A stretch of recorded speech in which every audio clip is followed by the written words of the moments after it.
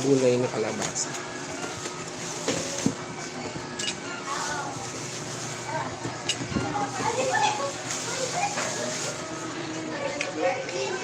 Kain.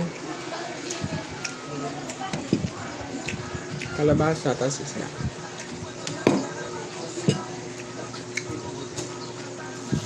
Ano na, AJ?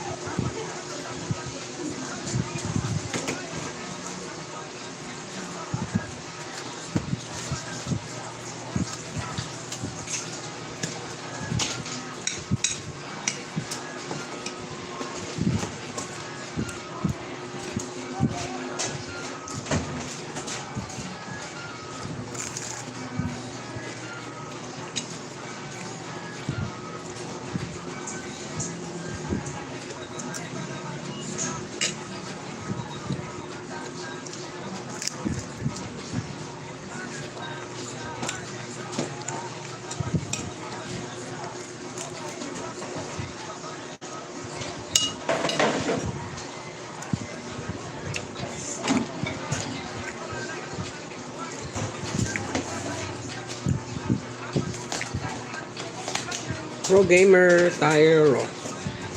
Let's eat. I'm having my lunch.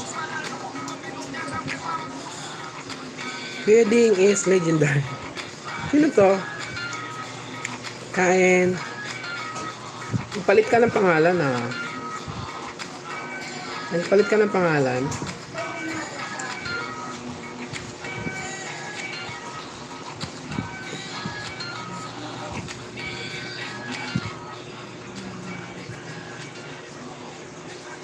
Thank you. Sino to?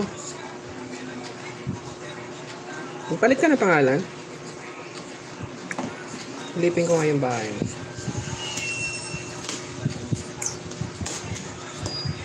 Kain. Kumakain ako na. Kalabasa. Hmm.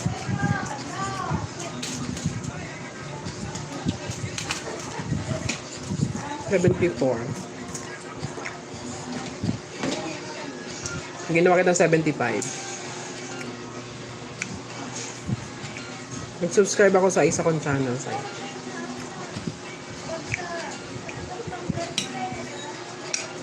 Thank you.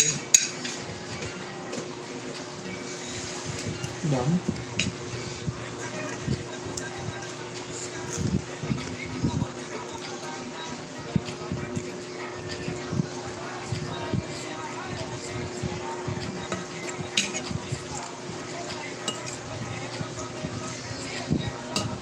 Kalabasa.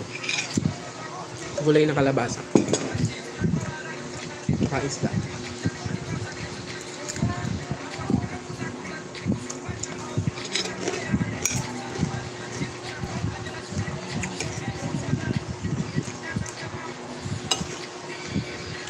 May gata.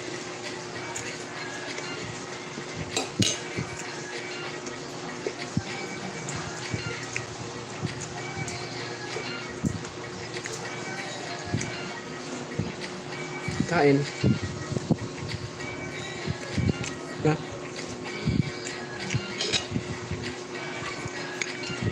Kumain na kayo? Kumain ka na?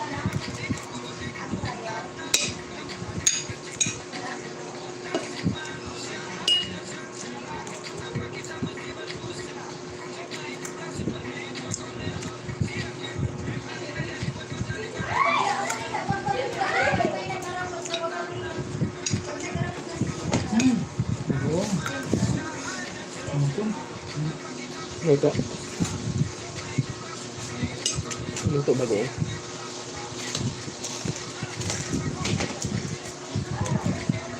Hindi ka express.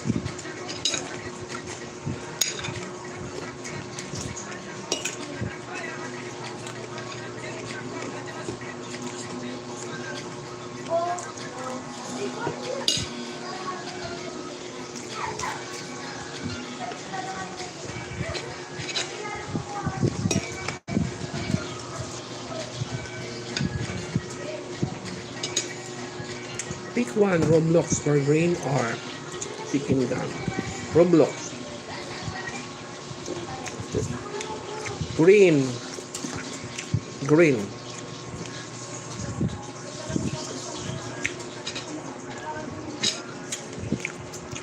Why you like chicken gun?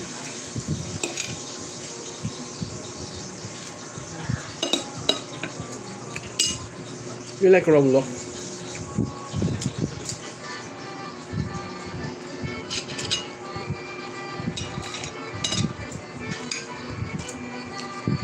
You like Roblox? Or chicken gun?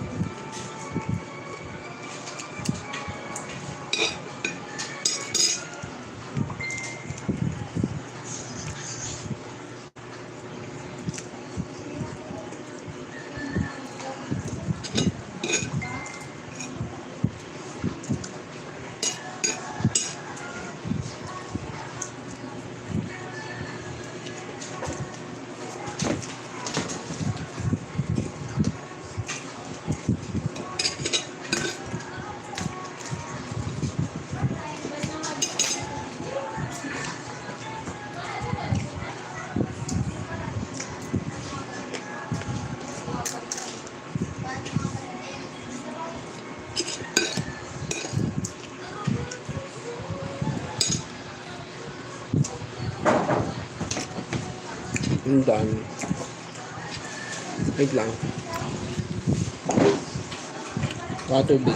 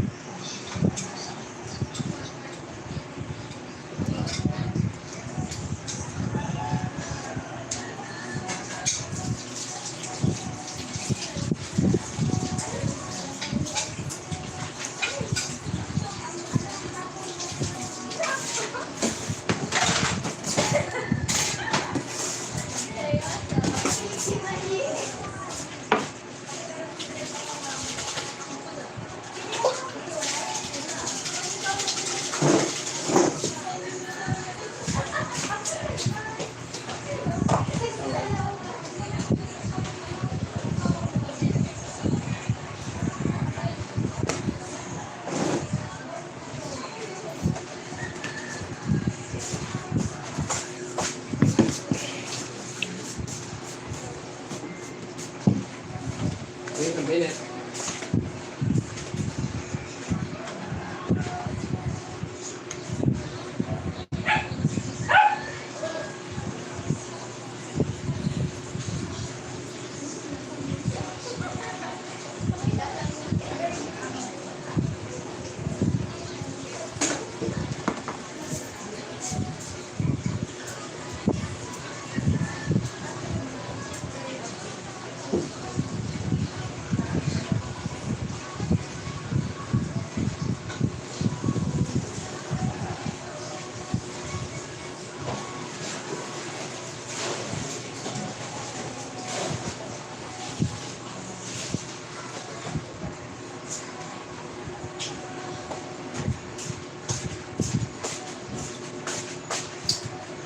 Ay, tunipsip ang dugo.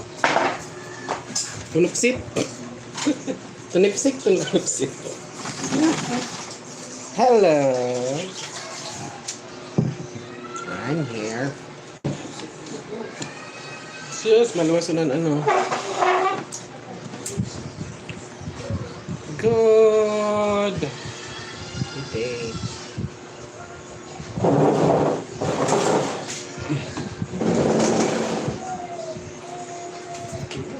Ha?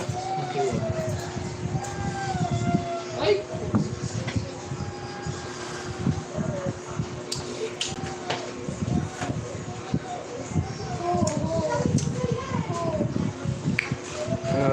Wait a moment.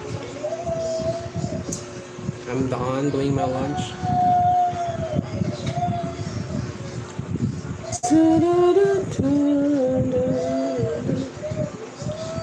Init sa Philippines.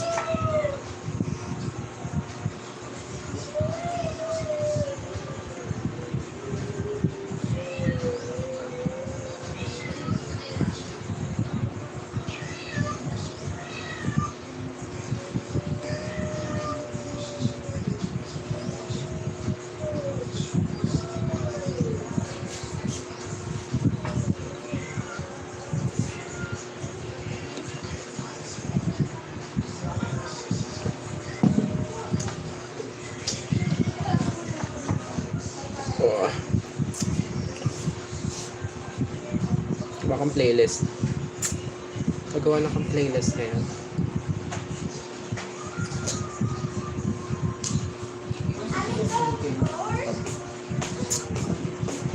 Init, ang init sa Philippines.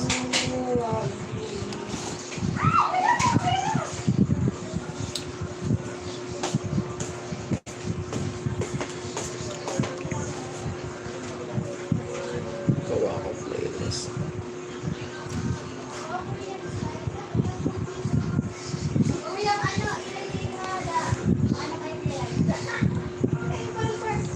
Kita yung pimples.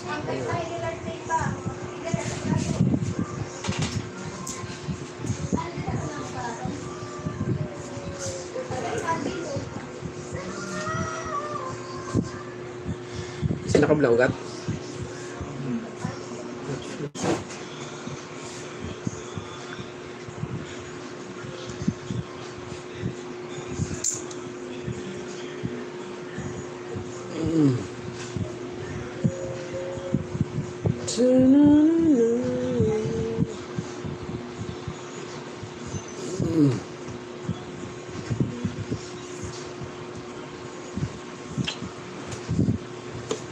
Ipat ko na.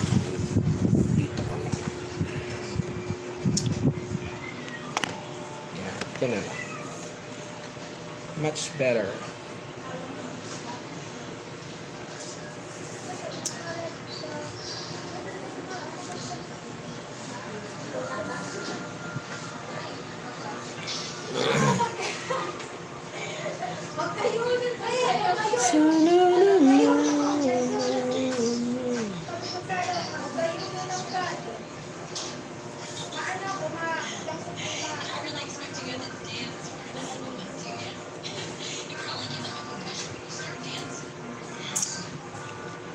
Naghang na naman. Thank you.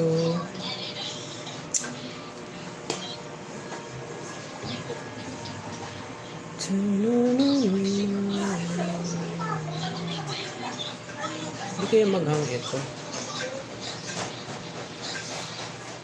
Gagawa kong playlist. Gawa tayong playlist.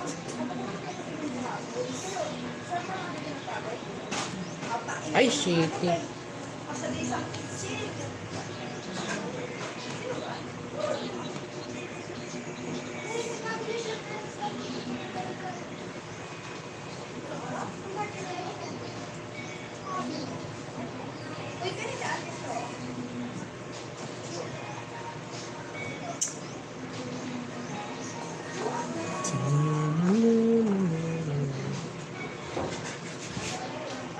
We're going to boy finds a loophole that takes him back to 1,000 years. Wow.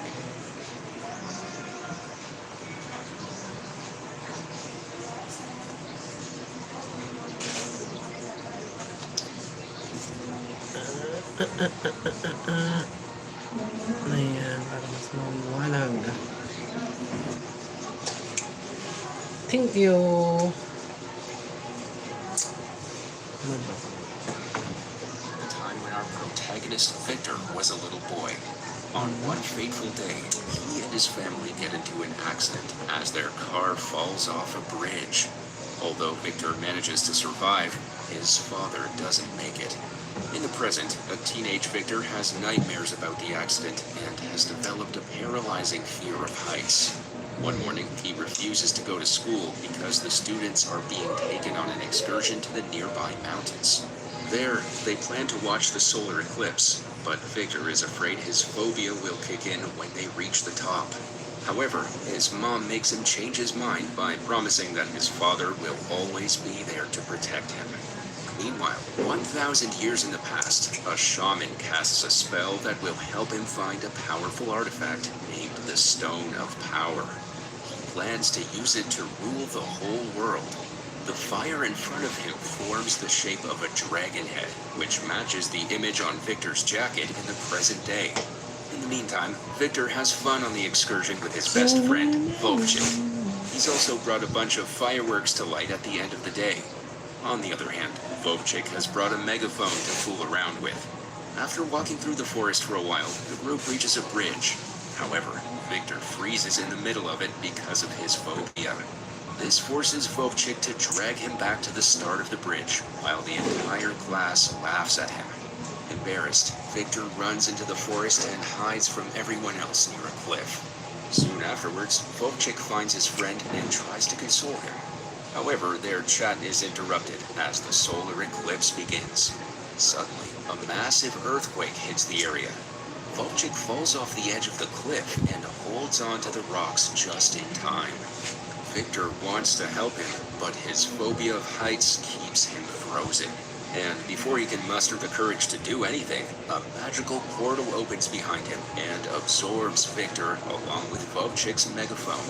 When Victor opens his eyes again, he finds himself on the same cliff, but 1,000 years in the past. Nearby, there's a man in armor named Oleshko being attacked by a group of enemy soldiers called Cumans. Oleshko, being a crafty swordsman, defeats these soldiers easily. But things get complicated when he's attacked by their leader, Andek, who quickly overpowers him and brings more soldiers as backup. At that moment, Victor trips while trying to get a better look at the fight and accidentally activates the megaphone. This distracts the soldiers and gives Oleshko a chance I hear to you escape. crying, huh? Luckily, he has a I hear you horse, crying. picks up Victor before the Cuban soldiers can get their hands on him. I hear you After crying. a while, Victor and Oleshko reach a river, where the latter summons the water spirit to form a path for them to pass. This path disappears once they've crossed, forcing Andak and the Cumans to give up on the chase for the time being. Following this, Oleshko takes Victor to his village, which is protected by a stronghold. Victor's garments and way of talking are viewed as strange by the residents, and they fear he might be a spy. Hence, they throw him in prison until they decide what to do. Meanwhile, Andak goes to see the shaman to discuss the failure of their mission, but the shaman surprisingly reacts happily when he hears about the boy in weird clothes. He believes that Victor is the person that will guide them to the Stone of Power. Sometime later, Victor is visited by Olenka, a young local girl who brings him milk and makes sure he's doing fine. Soon afterwards, Oleshko comes to pick him up and takes him to the river for a test. The water spirit will decide if he's a spy or if he's trustworthy. Once they reach the river, he is thrown into the water with his hands tied. But the river spirit considers him worthy and throws him out without hurting him. Victor is then accepted as one of the villagers and gets to meet the leaders properly. Among the leaders are the wise elder, Ovisi, and the fighters, Oleshko, Ilya, and Dobrinya. Suddenly, their names make Victor realize these are mighty knights that are described in ancient poems. He then claims that he's from 1,000 years in the future. At first, they don't believe him, but when he uses his microphone, they are taken aback. Victor then asks for a way to return to his own time, and Ovsi promises to look into it. Later in the evening, Oleshko comes with some news after talking to the river spirit. There is a way for Victor to return to the future, but for that, he will have to search for a mage who can teach him how to open the time portal by force. Fortunately, Oleshko knows where to find a mage. As the days pass, Victor spends his time in the village, learning to use the sword and the bow. He also gets to see the stronghold's watchtower, which is so tall that it can help them keep an eye on the whole kingdom. Later, he also meets Tuharin, a dim-witted human prisoner who is kept inside a cage near the watchtower. After the training sessions are over, Victor leaves the village. He's on the lookout for the mage using a map that Oleshko had shown him. Fortunately, he comes across Olenka while she's gathering mushrooms, and convinces her to be his guide as she knows the area well. Without noticing the shaman's spy raven that's following them, the teens walk for a few hours until they enter a passage between two huge rock walls. Victor suddenly finds himself in a desolate land, which is an illusion cast by a mage who lives nearby. He can hear strange voices in his mind. The voices say that if he wants knowledge, he must confess his greatest fear without lying. Without hesitation, Victor shares the story of the car crash and his fear of heights. The mage approves of the boy for having accepted his weakness and shares the information he's looking for. He reveals that an artifact called the Stone of Power can help him open the portal to the future. However, when Victor asks where the stone can be found, the mage replies in a riddle. He says it can be found where the wingless make their nests and will be seen when Victor rides the wind. Only someone able to touch another heart with his own can reach the Stone of Power. As soon as the mage finishes saying the riddle, Victor returns to the forest with Olenka. When he shares the riddle, she guesses that the nest for the wingless must refer to a nearby village named Stork Village. A few hours later, the duo makes it to the village.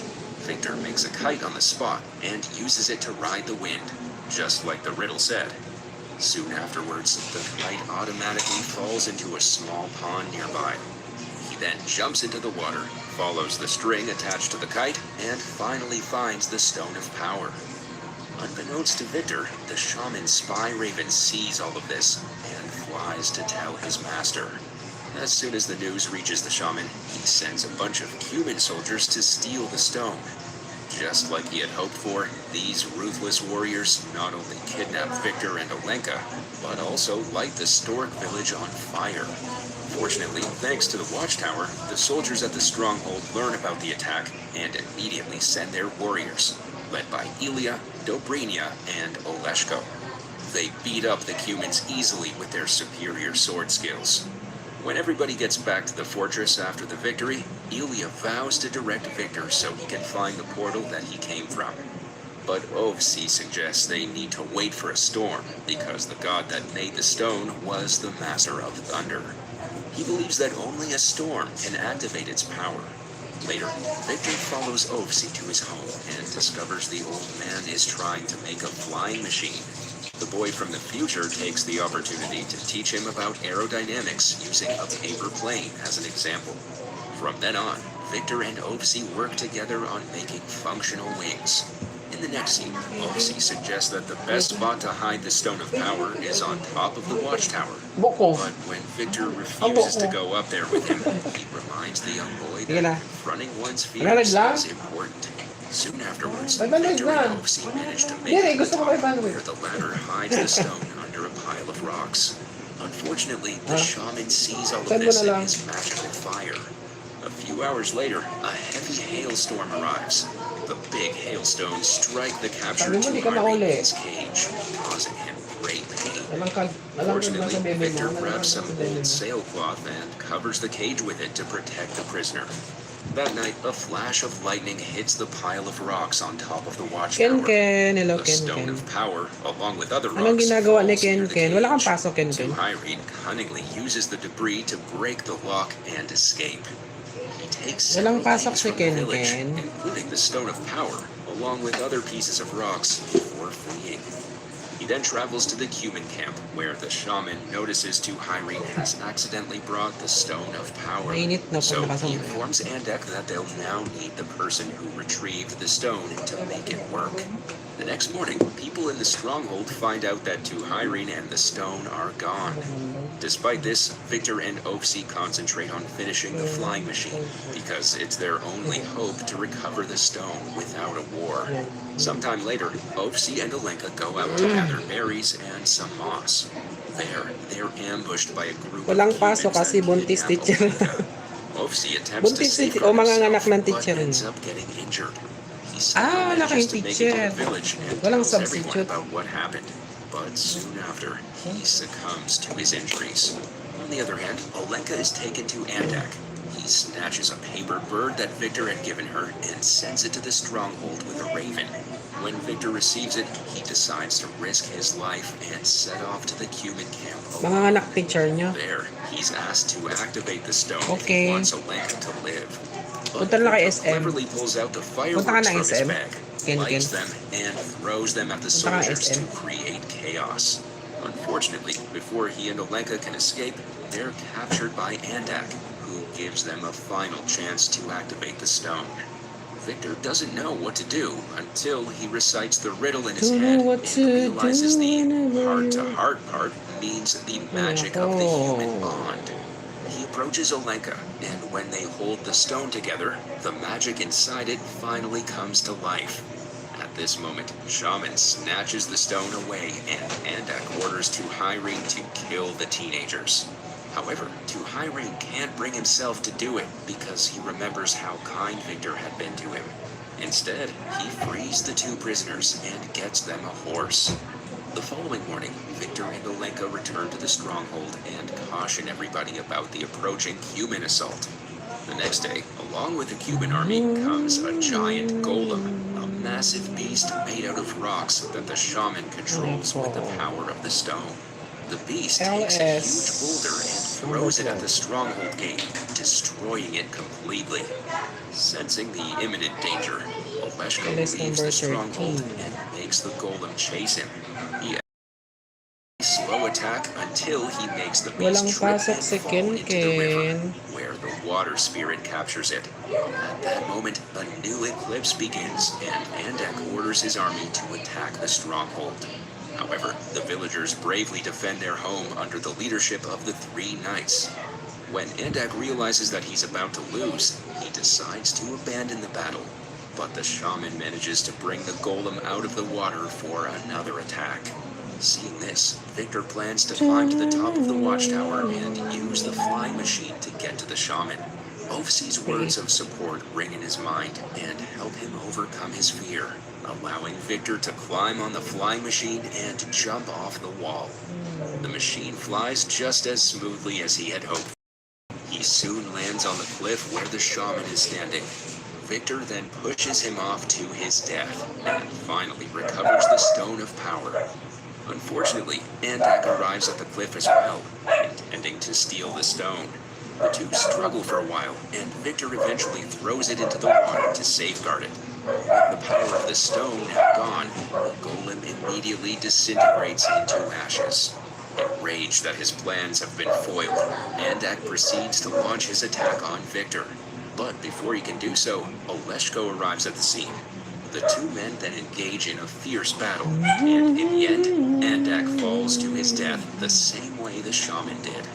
In the aftermath, Oleshko takes Victor to the forest where the magical portal is present, and as soon as Victor enters the portal, he is transported back to the present where Vovchik is still hanging on the edge of the cliff. Now that he isn't scared of heights anymore, he bravely manages to save his friend. This earns Victor an ovation from the rest of the class, who are watching from the other side of the cliff. The movie then cuts to a year later, where Victor finds a heart-shaped stone in a nearby forest. He touches the stone, feeling Olenka's presence on the other side.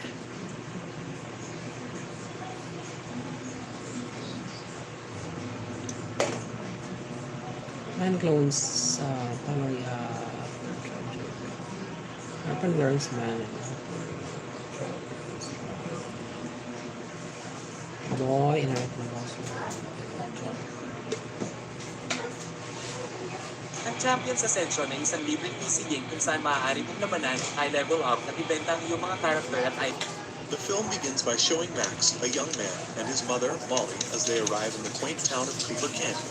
Their purpose is to clean up and settle into an inherited house that belonged to Max's late father, which they had neglected for the past decade. 13. Max and Molly have been constantly on the move, seeking treatment for Max's peculiar illness. However, this time, they have chosen to return to Max's hometown and establish roots. When they begin the task of tidying up the house, Max comes across his father's belongings, untouched and exactly where they were left 10 years ago. While standing in front of an old television set, Max discovers something extraordinary. His hand movements emit peculiar waves that cause the screen to react. The following day, Max prepares himself for school, making a stop at the ruins of the factory where his father once worked. The dilapidated lab, damaged by a tornado that claimed his father's life, serves as a somber reminder of the Prison holds past. many Riding his bicycle to school, Max has a close encounter with Sophia, a girl driving a car, This almost collides prison with him. hold. The incident leaves Max in a tumble, prompting Sophia. The evilest supervillain plans to pull up the greatest escape trick of all time. Will he be able to do it successfully? Let's find out in the movie. After a devastating incident called the Pulse, numbers of people start mutating and acquiring different superpowers. With the rise of superpowered individuals using their abilities for villainy, San Tiburon, the world's most dangerous maximum security penitentiary, is designed to withhold the evilest and most powerful supervillains. With a device called Power Nullifying Equipment, or PNE, which is attached to every prisoner's leg, no one in the prison can use their power. However, managed by the corrupt warden overseer Devlin, San Tiburon is not created to rehabilitate the criminal, but to give him hell. One night in an underground car park, a group of goons is punishing one of their members named Jack for failing his mission. Jack was supposed to kill a vigilante called Payback, but ends up killing the man's family instead. Suddenly, Payback appears out of nowhere and starts killing the goons one by one. But when he's down to the last two goons, he finds out that they both have superpowers. One of them is a mutant, while the other one is bulletproof. The bulletproof gives him a decent fight, but Payback just ends him by slamming him face first to the ground. On the other hand, all it takes is one punch for Payback to take down the mutant. Thinking that he is here to save him, Jack thanks Payback, but it turns out that the vigilante just saves Jack to kill him on his own terms. Just then, he shoots Jack in the head. Shortly after, the police arrive and Payback doesn't resist nor tries to escape. A news report then shows that Payback has been sentenced to life imprisonment at San Tiburon. And so far, he managed to kill over 50 criminals during his vigilantism. At the same time in the prison, Devlin is intervened about the rumors that are being linked to the supervillain prison. The female anchor questions him about the issue of inhumane acts towards the prisoners, which Devlin denies. He says that whatever they are doing to the prisoners is what they deserve. He also proudly states that during his term, nobody, not even the most powerful supervillain, has managed to escape San Tiburon. A little later, Payback and 3 more prisoners arrive in the prison. There, they are greeted by Captain Brody, who explains to them the use of PNEs. While doing so, Officer Liz scans the prisoners. Upon discovering the ability of the prisoner named Diego is empathy, she laughs at him for having such a lame power. When she scans Payback, another officer mocks him, saying that he's not intimidating in person as he is on TV. But when Payback scares the officer, he immediately gets away from him, making Payback laugh. At this time, Liz suddenly punches Payback in the stomach and he falls to his knees. As it turns out, Liz has the ability of super strength and she warns him to never piss her off again. Sometime later, Payback goes to the playground and immediately gets into a fight with another prisoner named Jim. Yet, instead of stopping them, Liz and the other officer just stand there watching the 2 prisoners brawl. Devlin is eating popcorn while watching the fight from his monitor, looking like he's having fun watching them. Meanwhile, Diego gets an acquaintance with another prisoner named Gordon. Seeing the guards doing nothing, he asks Gordon if the guards will just let Payback and Jim fight. According to Gordon, they will not stop the fight unless someone is about to die. When Jim elbows Payback on the nose and makes him bleed, Payback draws a cross in his face using his own blood and summons all his strength to fight. He eventually gets the upper hand, but when he is about to finish Jim off, the guards step in and electrocute both prisoners. Liz orders Payback to stand down, but he refuses. Because of that, he receives a beating from the officer. After the commotion, Gordon gives Diego a quick tour of the prison while telling him about some of the basic rules of the place. The first rule is to never make a mess, literally and figuratively. Next is to not allow any prisoner to drag him into trouble. If he ever gets caught by the guards doing something illegal, his sentence will be extended. And lastly, he should never be in debt with anyone else, regardless of whether they're guards or co-prisoners. After learning all the rules, Diego asks about the conspiracy theory that there are some illegal experiments done with the supervillains in San Tiburon. According to Gordon, there used to be an experiment about how to disable the ability of the prisoners, but that was long before.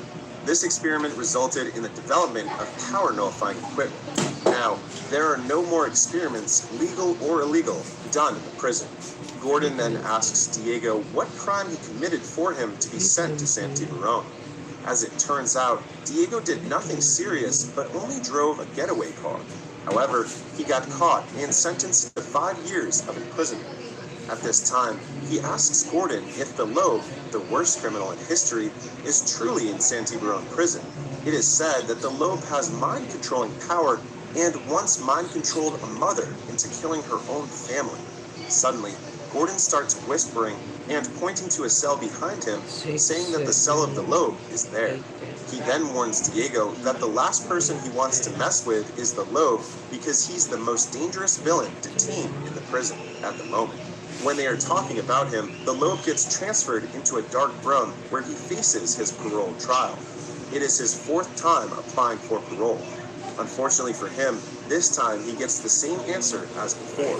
Thinking that he may never have the chance to get out again, he curses and mocks the interviewer and the hearing. Afterward, Devlin suddenly appears and talks about his retirement, saying that staying in this prison didn't make him rich. That is why he is threatening the Lobe to transfer his billion fortune to his account, seeming to have an ace against the supervillain. As a powerless prisoner, the Lobe has no other choices. Their conversation ends with him agreeing to give all his money to Devlin. Meanwhile, at the clinic, the prison doctor, Dr. Isabel, is attending to Payback and 2 other prisoners. There, she witnesses how Liz threatens to hurt Diego, who is just picking up the trash. When the officer is gone, Isabel apologizes to Diego, saying that not everyone will hurt him. Just minutes later, Liz comes back and notifies the doctor that the Lobe is ready for his psychological assessment. But without her noticing, Payback, who just woke up, sneaks behind the doctor and chokes her into the air until she loses consciousness. After that, he turns his attention to the Lobe and wants to take the opportunity to kill him. Facing this powerful killer, the Lobe doesn't panic and keeps his calm. With him giving a smile to Payback, Diego immediately arrives to stop him and restrains him long enough until a guard arrives. After the incident, Diego becomes quite famous to the other prisoners and gains their respect. Gordon tells him he did a good job and that he must utilize this respect to survive inside the prison.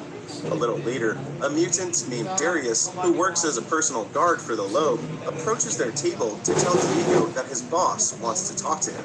When Diego arrives at his cell, the Lobe thanks him for saving his life. He then recruits Diego to be Darius's substitute in the kitchen to provide him with all the equipment he needs. In exchange for Diego's service, the Lobe guarantees that he will get him out of prison once his plan is done. Although tempted, Diego still has doubts and tells the Lobe that he will think about it. Meanwhile, in the warden's office, Felicia, Devlin's assistant, reminds him that having a deal with the Lobe is like having a deal with the devil. But he just argues that as the warden of the prison for supervillains, he needs to be worse than them. And if she wants to be the next warden, Felicia needs to have the courage to be worse as well. Then, he shows her 2 different letters, one of which writes her recommendation as the next warden after Devlin retires, and the other letter writes all her violations. So, how she will act will determine what letter will Devon submit to the higher officials. The next day, after checking on Payback once more, Isabel releases him from the clinic. Concurrently, Gordon is having his parole trial. By showing his best behavior to the interviewer, Gordon tries to convince him that he's a changed man now. But when the interviewer points out that he is not suited to be part of the community, Gordon gets triggered and curses him. Because of his bad attitude, his parole is denied and he is dragged out of the room. This failure makes him completely lose hope. At the cafeteria, Diego approaches Gordon and asks if he's fine, to which the man says yes. Just seconds later, Darius passes by their table and puts a broken fork down. Then, Gordon uses the broken fork to unlock his PNE. As it turns out, the Lobe has convinced him to start a riot. After thanking Diego for being his friend, he suddenly starts provoking the officer guarding the cafeteria. The guard notices that his PNE is missing and starts to call for backup. Just then, Gordon charges his body using a live wire and shoots electricity at the guard, killing him. Diego quickly runs to the guard, asking Gordon what he has done, but it's already too late. At this moment, Gordon overloads the electricity of the whole prison, causing it to shut down completely. This is also the signal for Jim and his men to start a riot on the field. But before Payback and Jim get into a fight again, they suddenly get electrocuted. As it turns out, Gordon already brings the power back up in the prison before he runs away. While all of this is happening, the Lobe is just relaxing in his cell. After the incident, Felicia shows Devlin a feed of what happened in the cafeteria, and the man cannot believe how Gordon got his powers back.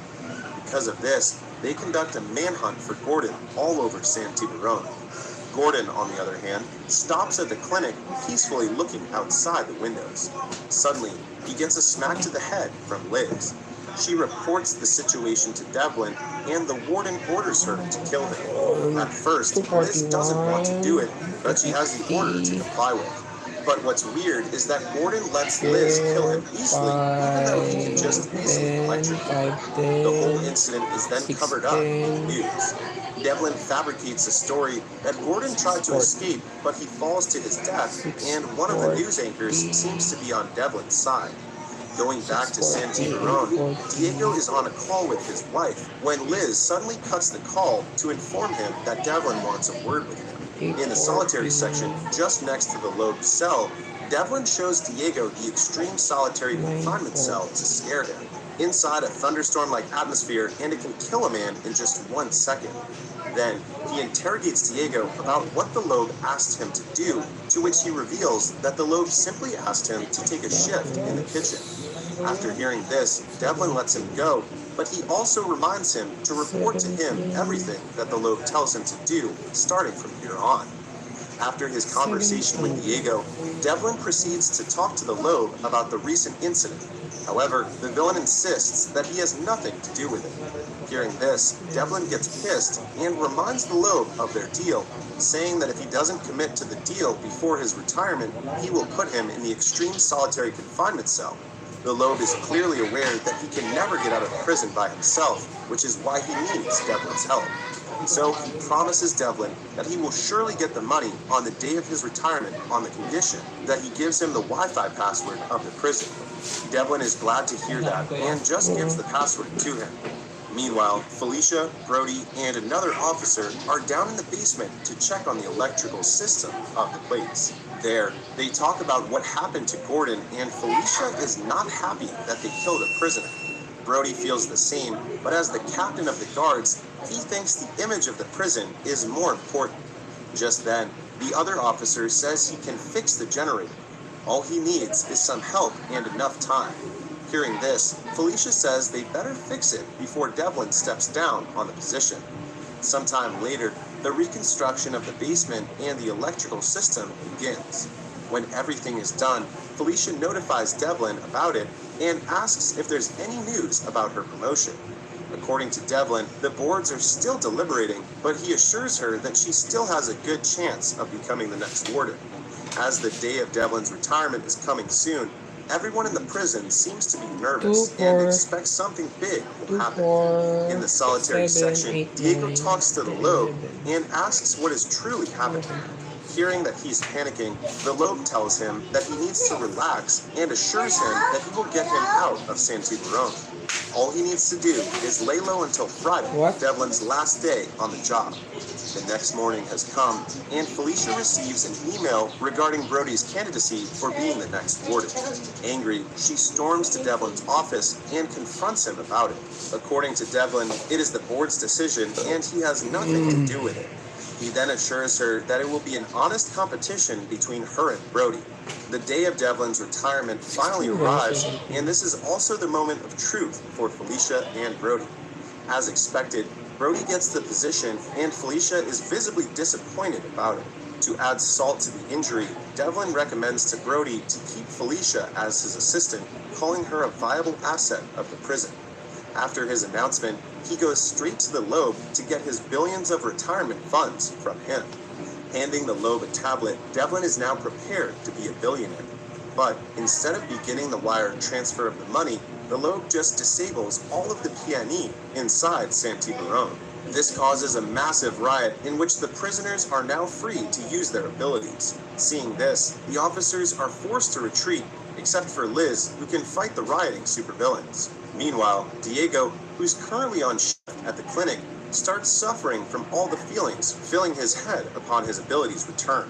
Luckily for him, Isabel is there to help and calm him.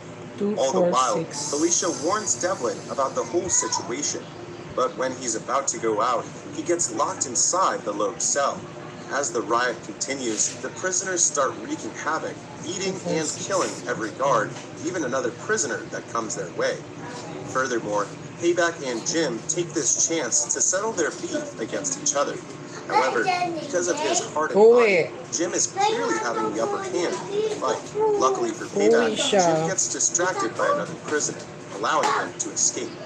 Just inside the compound, Brody radios Felicia and asks what he should do. According to her, he must reset the electrical system in the basement, and that will allow the PNE to be reactivated. The problem is, Jim sees Brody and starts following him. When Brody reaches the basement, his connection to Felicia starts to weaken, making him not understand which generator he should be looking for. To make matters worse, Jim also reaches the basement and starts to hunt for him. Hearing that somebody is coming, Brody quickly hides and attempts to escape Jim, but fails miserably. Left with no other choice, Brody tries to fight, but he doesn't hurt Jim even a little bit.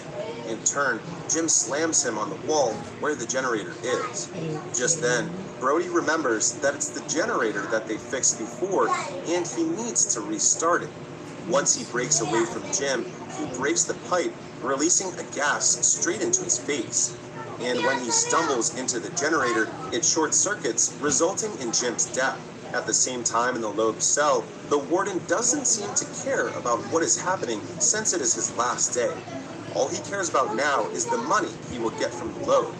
At this moment, the Lobe reveals to him that it was him that disables all the PNE by jeopardizing the security system of the place using the password for Wi-Fi. As it turns out, Devlin stupidly uses the same password for the prison's Wi-Fi and security system, allowing him to easily access it. However, Devlin still thinks that he's winning, especially since the money transfer has just been completed. Yet, he doesn't know that the Lobe is not yet done and has one more trick up his sleeves. Looking directly at the Lobe, Devlin feels something is off with his brain. Then, all of a sudden, he punches the Lobe. After a while, the power gets back and all the PNEs get reactivated again. With the prisoners losing their powers, the riot eventually ends. The guard also arrives at the Lobe cell and unlocks the door. Devlin then orders him to put the Lobe into the extreme solitary confinement cell. Outside, Felicia is waiting for him, and to her surprise, Devlin assigns her as the new warden of San Tiburon. Meanwhile, Payback is sitting on top of the bodies of dead prisoners while laughing victoriously. After a few days, Diego visits Isabel at the clinic to tell her that he's being transferred to where his empathy ability will be more useful. At the same time, Felicia just moves into her new office as the new warden. On the other hand, Brody decides to quit and gives the captain rank to Liz. The movie ends with Devlin picking up the newly released Darius, revealing that he is actually the Loeb living in Devlin's body. Corrective Measure is a great approach to prison movies by adding superpowers to the plot. 19. It's like watching Suicide Squad's background characters surviving their daily lives in prison. Plus, the good music definitely 3, 5, 540. 3, 5, 6, 7, 8, 9.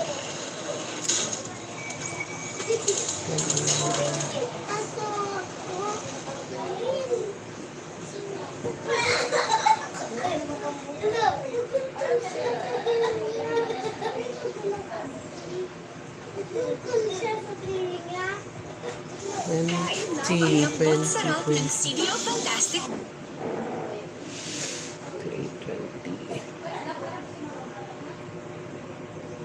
Books by the legendary Stan Lee and Jack Kirby. Following an anthology format, the series is set in the Marvel Cinematic Universe, where Agent Phil Coulson leads his own team of S.H.I.E.L.D. agents to deal with different unusual cases concerning superpowered individuals, alien-related stuff, and such. Since its release in 2012, Agents of S.H.I.E.L.D. proves that TV series Not here. alongside Daredevil and WandaVision. Outside. So, without further ado, this is the first 4 episodes of Agents of S.H.I.E.L.D., Season 1. After the events of the Battle of New York, people have discovered that there are more things in and out of the planet besides the genius philanthropist frozen military and Oh, I put it down. just Put then, it down. called Rising Tide No, consists there. of hackers activists, or activists in their own word, reveal all the secrets that the government or different organizations, such as the Strategic Intervention Ay, and Logistics Division, lagot kayo ni Kuya. are hiding. One Lagot day, kayo ni Kuya. these Ayaw niya, a inaantok man siya. named Mike saves a woman from a burning building after it exploded. Lagot kayo ni Kuya Jonathan. An Lagot kayo. activist named Sky catches it on camera and posts it on Hindi, ibaba nyo lang yan. Baba niya, huwag nyo hawakan. In Paris, a S.H.I.E.L.D. agent named Grant Ward is on a mission to retrieve a package when another agent notifies him that the Rising Tide leaks the information about the package to the public, advising him to abort the mission. Yet he continues, posing as a waiter to get his target's handprint and opens a secret storage inside his rooms. But just as he gets the package, Ward gets spotted, and episodes of the battle in which Ward has no problem settling down. Some time later, he meets with Agent Maria Hill in her office, where Ward shows her what he retrieved from his mission, a Chitauri-year-old lady. Wala, like Turns out, Lelis. Ward's target works for a man named Van Chet, and Hill asks if he has any idea to whom Van Chet is planning to sell alien technology. Ward doesn't have a clue. He's more interested to know how the Rising Tide found out about the package and its location. According to Hill, since the Chitauri invasion, 1.3, where the boss. S.H.I.E.L.D. is supposed to 1.3. protect them from. Due to that, there are people such as the Rising Tide who will stop at nothing to learn what they are not supposed to learn. At this moment, Ward asks why he was pulled out of Paris, yet Hill casually says he needs to talk to Agent Phil Coulson about it. Hearing this, Ward is shocked because Coulson was killed before in the Battle of New York. And to add to his surprise, Coulson, who is very much alive and well, steps out of the shadow. Seeing him, Ward realizes that director Nick Fury, the director of S.H.I.E.L.D., faked Coulson's death to motivate the Night Avengers into defeating Loki and his army of Chitauri during the Battle of New York. However, Coulson clarifies that he indeed died for a while, and he just gets revived back to life, explaining that after getting out of the ICU, Fury sent him to Tahiti for his full recovery, calling it a magical place. At this time, Coulson shows him a video of Mike online, saying that he is assigned to form a new unit to address different cases such as Mike's, which are people dealing with some things that they should know. At this time, a doctor named Jay Stryton shows up and hands Hill the files of Coulson, Ward, and 2 more people named Fitz and Simmons. He mentions that they are all cleared for the mission, but he advises Coulson to get some more rest. However, Coulson says he had enough rest, telling Hill that she should visit Tahiti sometimes. As he leaves, Hill and Stryton seem to worry about him, as Hill tells the doctor that Coulson should never know the truth about Tahiti. After that, Coulson goes to Agent Melinda, wanting her to join the team, but Melinda doesn't want to go back to Field 1. She wants to avoid battle as much as she could, but Coulson persuades her that she will just be driving the bus. A little later, Ward finally meets Leo Fitz, the engineer, and Gemma Simmons, the biochem expert, on the bus, which is actually a huge plane that will be their base of operation. When Coulson arrives, he gives Ward a little briefing about the bus. According to him, it was one of S.H.I.E.L.D.'s first aircraft bases before the helicarrier was made. May then shows up, surprising Ward as she turns out to be one of S.H.I.E.L.D.'s best specialists. She says they already located a member of the Rising Tide, so they should get ready to take off. Seeing Ward's surprised reaction, Coulson points out that she's just their pilot. Meanwhile, in a diner, Mike watches the news that he's being dubbed as the hooded hero. And to his surprise, Sky sits in front of him, revealing that she knows that he's the hooded hero from the news and that he's in danger, stating organizations like S.H.I.E.L.D. Ay, sabi ko huwag makulit of the Battle of New York. That is why she suggests that he should come out to the public as a hero before S.H.I.E.L.D. finds him so they cannot do anything bad. 2, 3, However, Mike's more busy looking for a job, so he 6, declines 7, to be in 8, a diner. 9, 10. Yet, he doesn't notice that Sky manages to steal his driver's license. Sky then goes back to her van/house/workplace to create another video, challenging organizations like S.H.I.E.L.D. to stop her from the Rising Tide. And just like that, Coulson and Ward are already at her doorstep. They take Sky to the bus Playlist and number interrogate her about the 21. hooded hero. In turn, she insists that she knows nothing about it and Playlist points out number that S.H.I.E.L.D. is the one who has a database for such information, saying that she knows that they have been covering up some anomalies like New Mexico, Project Pegasus, and the Centipede as well. Hearing this, Ward silently questions Coulson about Centipede and he has no idea as well. The interrogation continues, but they get nothing from Sky, aside from her constant arguing with Ward. Because of that, Coulson talks to Ward outside, telling him that he needs to cool down on Sky because she's an asset to them. Just then, he reveals to Ward that they don't know anything about Sky and that never happened until now. As they go back to the interrogation room, Coulson suddenly injects a truth serum into Ward. To gain Sky's trust, he allows her to question Ward for everything she wants to know about S.H.I.E.L.D., risking everything on this move of his. Concurrently, Mike is on the phone with a doctor to ask if he can go public with his new superpowers, thinking that it will help him and his son financially. As it turns out, his super strength is caused by a centipede-like device in his arm. However, the doctor prohibits him from doing so, and this disappoints Mike. 3, 4, Frustrated, 5, Mike 6, goes to the 7, factory 8. where he used to work to ask the factory foreman for another chance, and he gets rejected there as well. This serves as the last straw for Mike to lose his cool, causing him to hurt the foreman. Some time later, he visits the woman he saved at the hospital. As it turns out, they already knew each other because the woman is Dr. Debbie of Centipede and is the one who gave him the centipede-like device. Debbie scolds him for exposing the program, so she tells him that he needs to disappear as soon as possible. Going back to the bus, Sky has just finished interrogating Ward when Coulson shows her the news about Mike's rampage at the factory. With that, she finally cooperates with them to capture Mike for his own good, because she believes that he's a good man. Using Mike's driver's license, they collect every detail they need to learn about him. Fitz and Simmons, who came from the blast site earlier, also show what they recover from the surveillance camera of the building, but it's very damaged. Luckily, Sky has the audio file as she was also surveilling the lab before the explosion happened.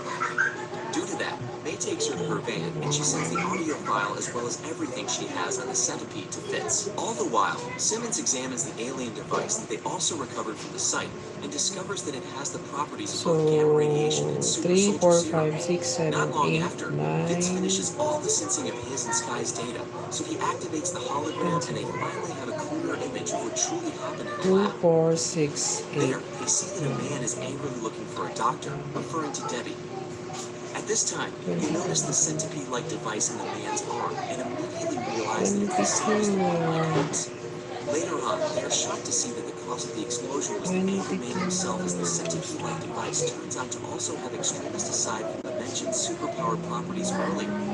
Thinking about Mike's son, Coulson orders Fitz and Simmons to come up with a solution that doesn't involve killing Mike in the process. Meanwhile, Sky and May are about to get back to the bus when Mike attacks May and hitches a ride on Sky's van along with his son Ace. He orders her to delete every piece of information about him in the government's database and to drive them to the train station.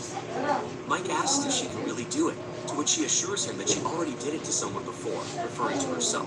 Nakahang na yung live ko. May regains consciousness and alerts Coulson about what happened to her and Sky. Fortunately, Sky sends them the coordinates of the current location. Ay, baba nyo lang. He goes to the station and Coulson tries to talk to Mike. Ba't may tali na yan? Hala, However, huwag nyo lalagyan ng tali. trail leads his home, so he I'm having it No. Scott picks up a fight with the gang and No, put it down. escape. Just put it Coulson down. also comes across the running ace and puts him in the care of some police officers. The fight then breaks out, but to make matters worse, Centipede joins the chaos and sends a hitman dressed up as a police officer to take out Mike. As Mike escapes, he catches up to Sky and takes her upstairs. Coulson then reminds Ward Ay, makulit. Labas kayong dalawa dyan, labas. requires it. Shortly Labas. after, the hitman catches up to Mike and Sky, managing to shoot him and causing him to fall to the ground floor. The hitman is about to shoot Sky next, but May arrives on time to take it down. At this time, Labas kayo Mike dyan. stands up and sees Coulson approaching him and putting his gun Labas down. kayo dyan. Yet he knows that Ward is on standby, ready to shoot him anytime. Coulson talks to him, appealing to his humanity that he should allow them to help him. And just as he is about to stand down, Ward shoots him with a night-night rifle, a gun created by Fitz and Simmons that has a bullet that calms the extremists inside Mike's body. After a few days, Sky and Coulson visit Ace to tell him that he will be with his father soon. On their way out, Coulson asks if she wants to take up his offer to join the team, saying that her expertise will be a great help to their missions. At this point, Sky is still in doubt, but as Coulson receives a call from Ward who tells him that they have a 084 situation, he gives her only 10 minutes to decide if she's in or not. And with that, Coulson's car transforms into a hovercraft, blasting their way back to the bus. Not long after, they reach the airfield and Sky finally decides to join the team. However, this doesn't sit well with Ward because he doesn't trust her and May seconds Ward's concern. In turn, Coulson says she's not recruited to be a new SHIELD agent, at least not yet, but as a consultant. After Not that, yet. he meets with Sky and informs her that they will head to Peru where the 084 is located. Asked about it, Coulson explains that an 084 is an object of unknown origin, and their mission is to determine if it's a threat or not, revealing that their last 084 is Mjolnir, the Hammer of Thor. Some time later, they reach the Incan archaeological site and an archaeologist greets them. Inside the temple, they find the 084, and Fitz and Simmons start scanning it using their drones. Simmons says that the device dates to 1,500 years old and thinks that it's alien. But Fitz points out that the craftsmanship 3, screams German. 4, However, what scares 5, them 6, 7, more is 8, that it has tesseract energy, which is far more dangerous than a nuclear bomb. Suddenly, they are attacked by the Peruvian National Police. Ward and May manage to take down some of them, but there are too many opponents. Luckily, Coulson knows the National Police's Comandante, Camilla, so the fighting stops. 3, 4, Yet, the peace is interrupted once more when the anti-mining rebels attack this time. With a real threat around, the team and Camilla, along with her men, are forced to bring the 084 back to the bus while engaging in a crossfire. Luckily, the team gets into the bus safe and sound, but Camilla loses some of her men. Coulson also apologizes to May that she wants to engage in the fight with her, but she just ignores him. Afterward, he finds his team screaming at each other. Fitz and Simons are mad about Ward's rushed decision to take the 084 on the truck in the middle of a shootout despite the threat it poses. On the other hand, 23. Ward is pissed that aside from fighting the enemy, he still needs to look after Sky, Fitz, and Simmons because they are not combat trained. Meanwhile, Sky is just stressed out because she's not used to being in the middle of a crossfire.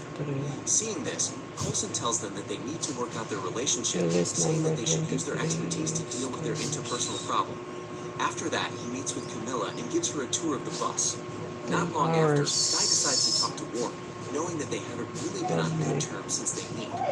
Sitting for a bottle of alcohol, Sky explains that she and the Rising Tide are around for one common goal, which is freedom of information. Comparing them to Ward, she says he's a one-man team with a 100% solution on his shoulders all the time. But they, on the Rising Tide, have collective solutions until they come up with a 100% way to solve a problem.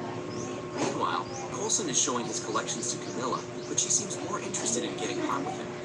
He notices this and says she's not that kind of woman, so he knows that something wrong is going to happen on the plane. Just then, Camilla's men attack everyone on board. Ward manages to put up a fight, but the rest are captured easily. Even May, who was caught off guard because she was wearing a headset, not noticing the sleeping gas released in the cockpit. Coulson also gets out of Camilla's grasp, but upon seeing Sky, Fitz, and Simmons being held, 2, Coulson 3, and Ward surrender. After that, 4, the team 5, is thrown in the 6, cargo 7, hold while 8. Coulson is with Camilla, who reveals to him that the 084 is a Hydra weapon that was hidden in Peru when Hydra fell. Now the government is planning to use it against the anti-mining rebels so they can finally end the uprising. She then proceeds to mock Coulson for bringing such a small team with him, but he assures her that they're all good. At the same time, 23 everyone at the playlist cargo is na. blaming themselves for what happened. Except Oras Sky, na ba? because she blames me that she 2:26. stayed in the cockpit and didn't help fight Camilla's men. Hearing this, Marami ka ng it says she's just playlist. a woman from the 23 administration. na. Ba 22 pa But lang word dito. reveals to them that May is the legendary agent called the Cavalry. At this time, May wakes up and tells them not to Ito, bother about 1, that 2, name, knowing that 3, Camilla will 4, kill them 5, no matter 6, what. 7, Or takes a 8, page in 9, Sky's 10, phone and 11, tells them that they 12, just need to come up with 13, small 14, solutions for 15, each of their 16. problems until they solve everything.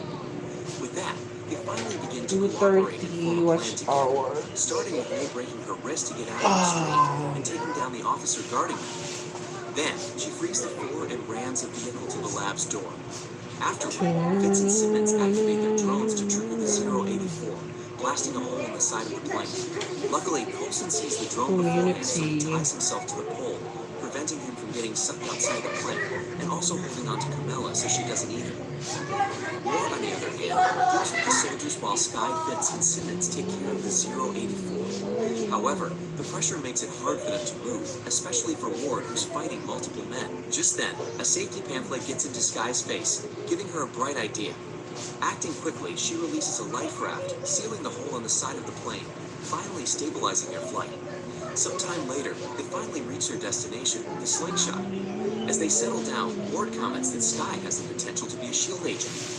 Hearing this, he suggests that he should be her supervising officer, and Ward takes up the challenge Nako, unexpectedly. bye-bye. Tama na yan. Shortly 1 after, hour. they all watch as a rocket sends the 084 1 into hour. space. Thank you.